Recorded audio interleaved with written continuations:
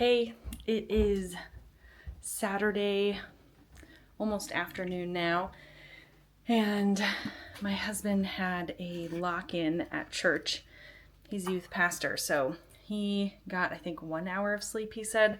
So it's about noon now, and he's sleeping. My baby's napping. I'm gonna make some French bread today. So here we go. So I really love making bread and have been doing it for a while now. I actually recently learned one of my favorite kind of hacks to making bread, to making it a little bit easier for myself, and that is by making the dough inside of our bread maker that I inherited from my parents. It was my dad's bread maker that he used to make tons and tons of bread in this our last couple years of high school.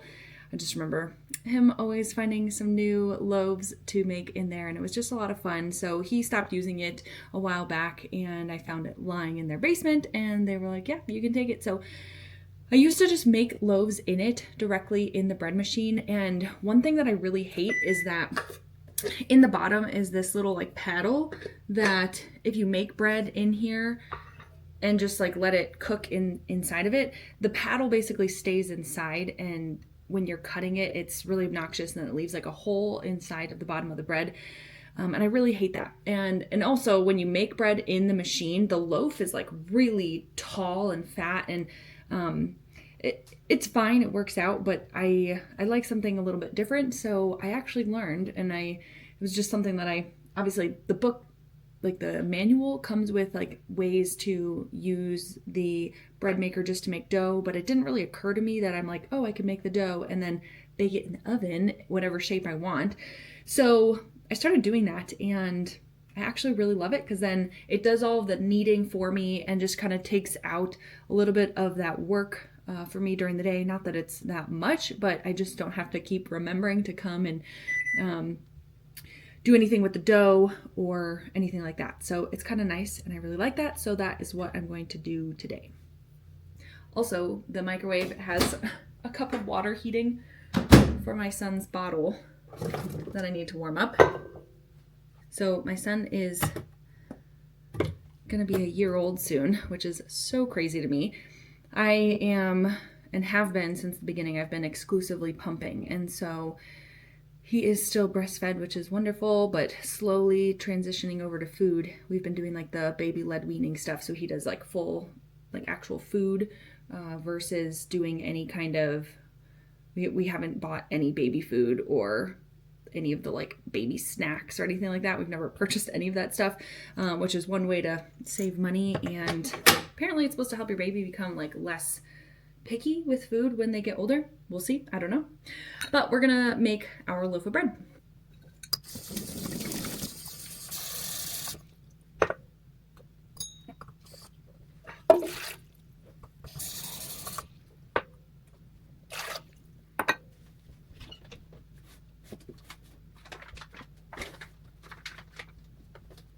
So I didn't check before starting. Not that I've gotten very far because all I have is water in here, but I don't have a lot of bread flour left, so I might have to be supplementing with some all-purpose flour, so we'll see how that turns out. But we're going to start and finish off the rest of this organic King Arthur bread flour. It's unbleached. It's what I've been using lately.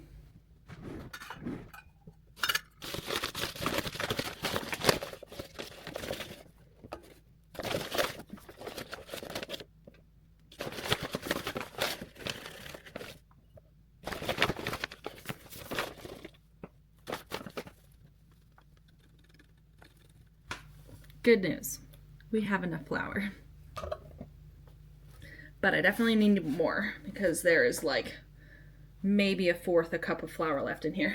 So I've been making a lot of bread lately, and so I bought this giant like 1 pound thing of active yeast, and from some tips online I read that people put it in mason jars and then put it in their freezer, but I always forget to bring it out a little bit earlier because you kind of like want it to be at least room temperature or kind of warmer. So what I've been doing is taking out what I need. I put it in the microwave on the like thaw setting just to like bring back a little bit of life to it so it's not so cold.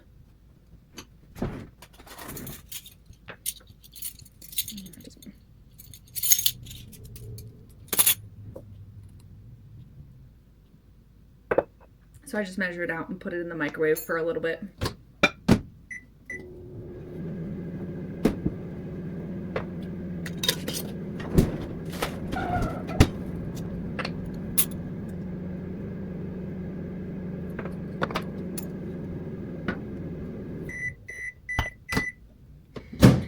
Now it's just a little bit warm. Now it's not as freezing. Dump it in, and then I basically go and put this into my bread machine over here. It's kind of dark in this corner.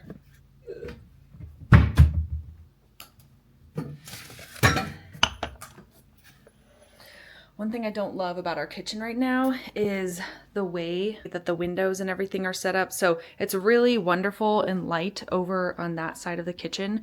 But then when you come over to this end, I have the lights on now, but this corner is where I do a lot of my cooking, but it gets so dark right here.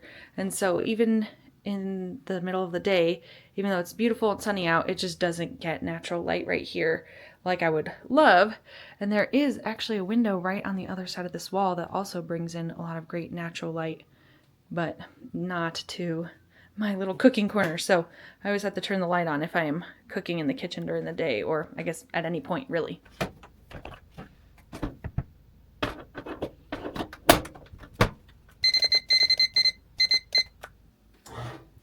All right, so I got this going.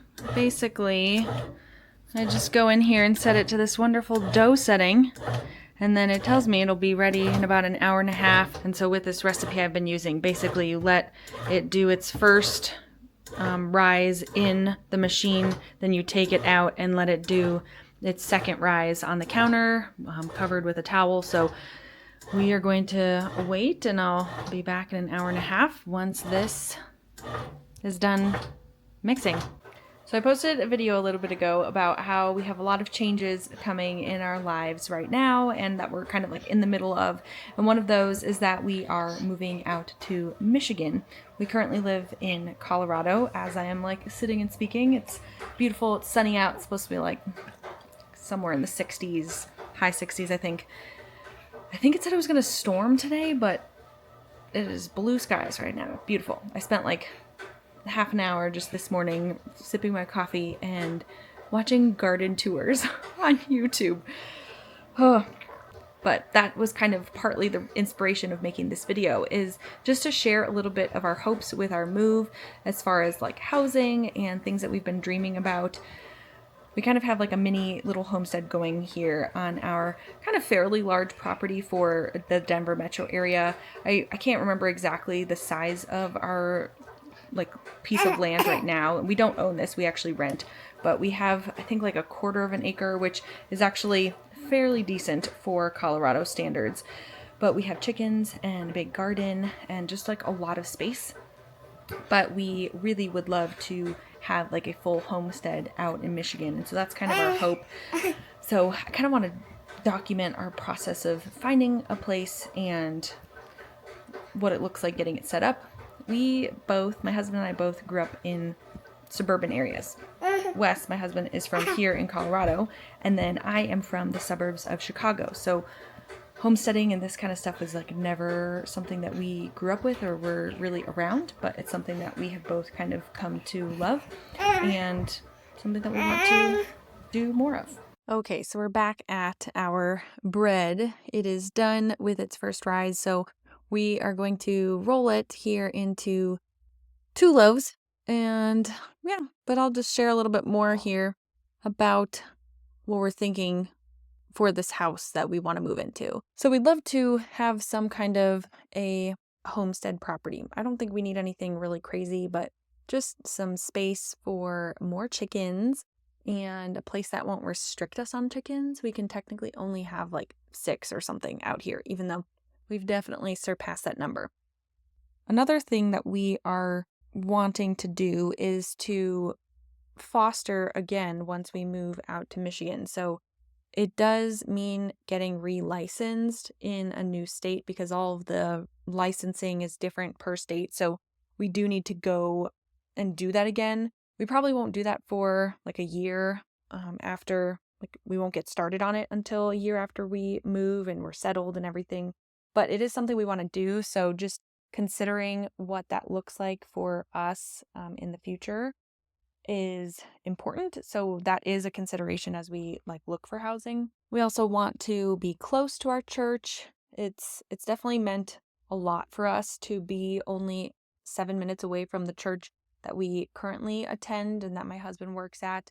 We used to live like 25 minutes away and it felt like forever, especially in Denver traffic here. It was just not fun, especially when you're just there a lot and a lot of our social life and, after evening activities, kind of things like that. We were just at church a lot, and 25 minutes is just so much time to be driving back and forth that it made a huge difference to move so much closer for us. So that's definitely a priority for us as we consider where we move. We want it to be maybe a maximum of 15 minutes away from the church, but ideally like 7 to 10 minutes would be awesome. But because we are moving to this rural area, it is going to be pretty challenging to find housing, at least quickly. And, just with all of our hopes and dreams, people don't move very often from this area. So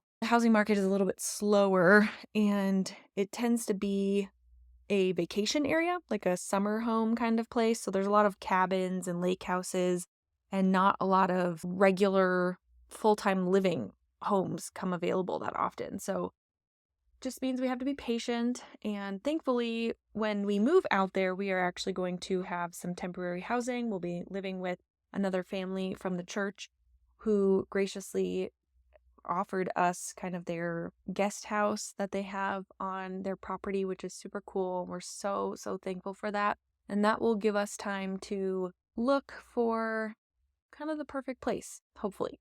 We are hopeful but we're also willing to be patient and to wait and to find that place that we will hopefully stay for a long time in. I think the loaves turned out pretty good. What do you think, buddy?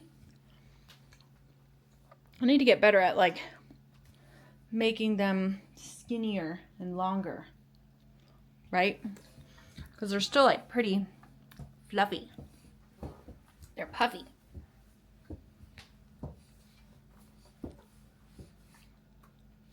What do you think? How's your tortilla? Yummy? Yeah. Yum. Don't take it out of your mouth. Let's leave it in there. Okay. Yum. Ba.